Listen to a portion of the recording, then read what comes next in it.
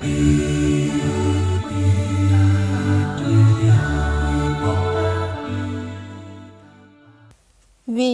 il vaudrait la peine d'étudier, cliniquement, dans le détail, les démarches d'Hitler et de l'hitlérisme, et de relever aux traits distingués, très humanistes, très chrétiens bourgeois du XXe siècle, qu'il porte en lui un Hitler qui s'ignore. Qu'Hitler l'habite, qu'Hitler est son démon, que s'il le vitupère, c'est par manque de logique, et qu'au fond, ce qu'il ne pardonne pas à Hitler, ce n'est pas le crime en soi, le crime contre l'homme, ce n'est pas l'humiliation de l'homme en soi, c'est le crime contre l'homme blanc, c'est l'humiliation de l'homme blanc, et d'avoir appliqué à l'Europe des procédés colonialistes dont ne relevaient jusqu'ici que les Arabes d'Algérie, les coulis de l'Inde et les nègres d'Afrique. Et c'est là le grand reproche que j'adresse au pseudo-humanisme, d'avoir trop longtemps rapetissé les droits de l'homme, d'en avoir encore une conception étroite et parcellaire, partielle et partiale et, tout compte fait, sordidement raciste. J'ai beaucoup parlé d'Hitler, c'est qu'il le mérite. Il permet de voir gros et de saisir que la société capitaliste, à son stade actuel, est incapable de fonder un droit des gens, comme elle s'avère impuissante à fonder une morale individuelle. Qu'on le veuille ou non, au bout du cul-de-sac européen, je veux dire l'Europe d'Adenauer, de Schuman, Bidol et quelques autres, il y a Hitler.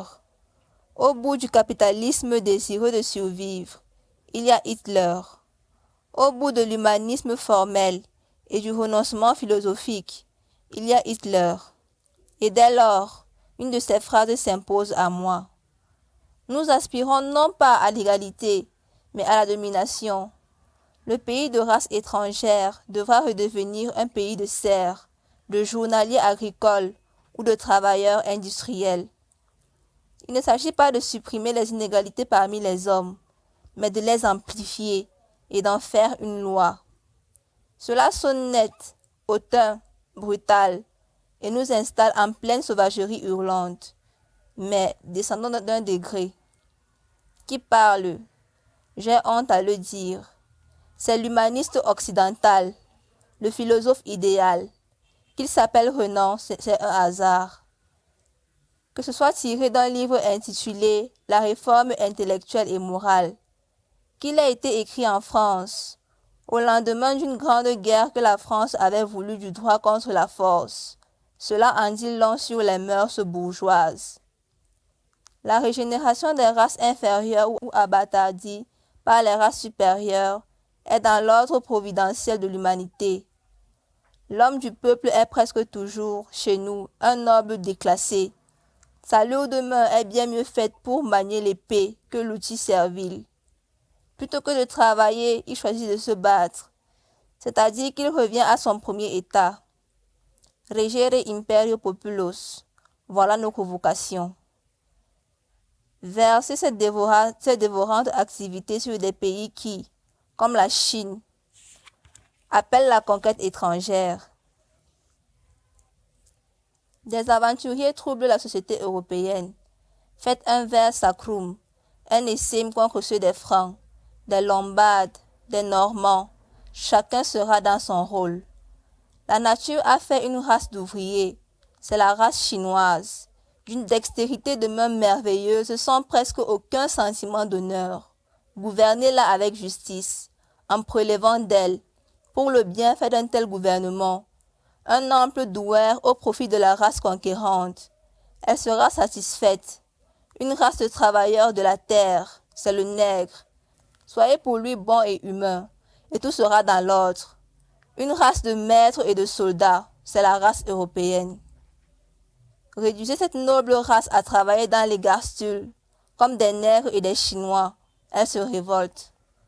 Tout révolté est, chez nous, plus ou moins, un soldat qui a manqué sa vocation, un être fait pour la vie héroïque, et que vous appliquez à une besogne contraire à sa race. Mauvais ouvrier, trop bon soldat. Or, la vie qui révolte nos travailleurs rendrait heureux un Chinois, un Fela, êtres qui ne sont nullement militaires. Que chacun fasse ce pourquoi il est fait et tout ira bien. Hitler, Rosenberg, non, Renan, mais descendant encore d'un degré, et c'est le politicien verbeux. Qui proteste? Personne, que je sache. Lorsque M. Albert Sarraut, tenant un discours aux élèves de l'école coloniale, leur enseigne qu'il serait puéril d'opposer aux entreprises européennes de colonisation un prétendu droit d'occupation et je ne sais quel autre droit de farouche isolement, qui pérenniserait en des mains incapables la vaine possession de richesses sans emploi, et qui s'indigne d'attendre un certain R.P. Barth, assurer que les biens dans ce monde, s'ils restaient indéfiniment repartis, comme ils le seraient sans la colonisation, ne répondraient ni aux desseins de Dieu, ni aux justes exigences de la collectivité humaine. Attendu comme l'affirme son confrère en christianisme, le R.P. Müller, que l'humanité ne peut pas souffrir que l'incapacité, l'incurie, la paresse des peuples sauvages laissent indéfiniment sans emploi les richesses que Dieu leur a confiées avec mission de les faire servir au bien de tous. Personne. Je veux dire, pas un écrivain parenté, pas un académicien, pas un prédicateur, pas un politicien, pas un croisé du droit de la religion, pas un défenseur de la personne humaine. Et pourtant, par la bouche des Sarraut et des Barthes, des Mulets et des Renan, par la bouche de tous ceux qui jugeaient et jugent licite d'appliquer au peuple extra-européen et au bénéfice de nations plus fortes et mieux équipées, une sorte d'extrapropriation pour cause d'utilité publique. C'est déjà Hitler qui parlait. Où veux-je en venir? À cette idée que nul ne colonise innocemment, que nul non plus ne colonise impunément, qu'une nation qui colonise, qu'une civilisation qui justifie la colonisation, donc la force, est déjà une civilisation malade, une civilisation moralement atteinte, qui, irrésistiblement de conséquence en conséquence, de ruinement en ruinement, appelle son Hitler, je veux dire son châtiment.